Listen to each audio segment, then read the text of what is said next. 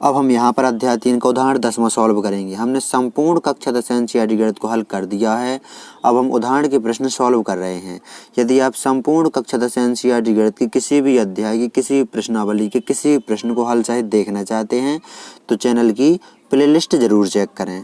तो यहाँ पर 10वां उदाहरण देखेंगे। 2 रेल पटरियाँ समीकरणों, पहला समीकरण ये दिया हुआ है और दूसरा समीकरण ये दिया हुआ है, द्वारा निरूपित की गई हैं। क्या रेल पटरियाँ एक दूसरे को काटेंगी? तो ये हम बहुत ही इजी मेथड से प्रतिस्थापन विधि से पता लगा लेंगे। यदि x और y के मान यहाँ पर निकलेंगे समीकरण इसको और समीकरण इसको हल करने पर, तब तो यहाँ पर रेल पटरियाँ एक दूसरे को काटेंगी और नहीं तो नहीं काटेंगी। तो यहाँ पर दोनों समीकरण उतार लेते हैं। यहाँ पर नीचे पहला समीकरण जो ऊपर उतार लेते हैं, दूसरा समीकरण जो इसी के जस्ट नीचे उतार लेते हैं। अब यहाँ पर समीकरण 1 से हम x का मान निकालेंगे, यानी x रख लेंगे एक तरफ, बाकी सब दूसरी तरफ। तो समीकरण 1 से तो यहाँ पर x ये इस तरफ रहेगा बराबर जो -4 हैं, इसको बराबर को उस तरफ पक्षांतरित कर देंगे तो +4 हो जाएंगे। प्लस के 2y को बराबर किस तरफ पक्षांतरित कर देंगे तो -2y हो जाएंगे। समीकरण से हम 3 नाम देंगे। अब हम समीकरण 3 से ये x का मान समीकरण 2 में इस x की जगह पर रख देंगे।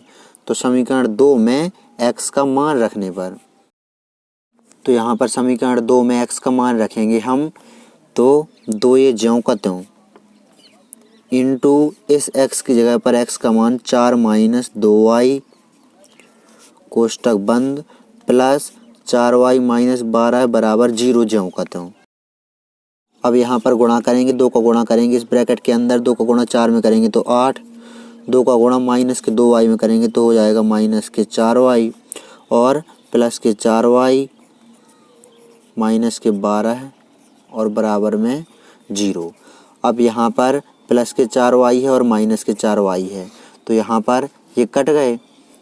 अब यहाँ पर देखेंगे हम तो -12 में से +8 घट जाएंगे, तो यहाँ बचेंगे -4 और बराबर किस तरफ 0। तो यहाँ पर देखेंगे आप तो y का मान नहीं निकल रहा है, y तो यहाँ पर कैंसिल हो गया।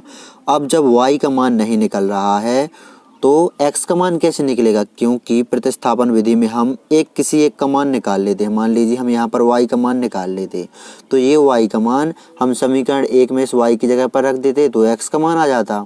तो यहाँ पर जब x और y के मान नहीं आ रहे हैं तो इन समीकरणों के कोई हल नहीं है, और जब यहाँ पर x और y के मान आते तो उन समीकरणों के अद्वितीय हल होते।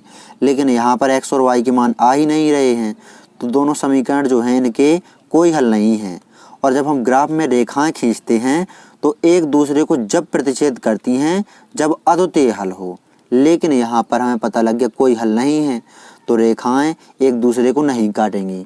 तो प्रश्न को ध्यान से देखेंगे आप, तो यहाँ पर प्रश्न में यही कहा गया है कि रेल पटरियाँ एक दूसरे को काटेंगी। पहले दोनों समीकरणों को हम ग्राफ में दर्शाएंगे, फिर देखेंगे दोनों रेल पटरियाँ यानी कि समीकरण 1 और समीकरण 2 से जो दोनों रेखाएं खींचेंगी ग्राफ में वो एक दूसरे को काटेंगी।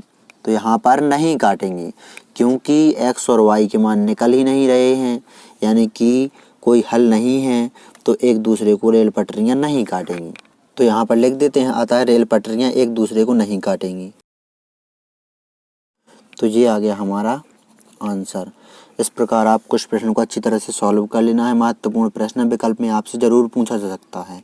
यदि आप संपूर्ण कक्षा 10 एनसीईआरटी गणित की किसी भी अध्याय की किसी भी प्रश्नावली के किसी भी प्रश्न को हल सहित देखना चाहते हैं तो जो ये हमारा चैनल है टोटल एनसीईआरटी कोचिंग, इसकी प्लेलिस्ट में चले जाइए।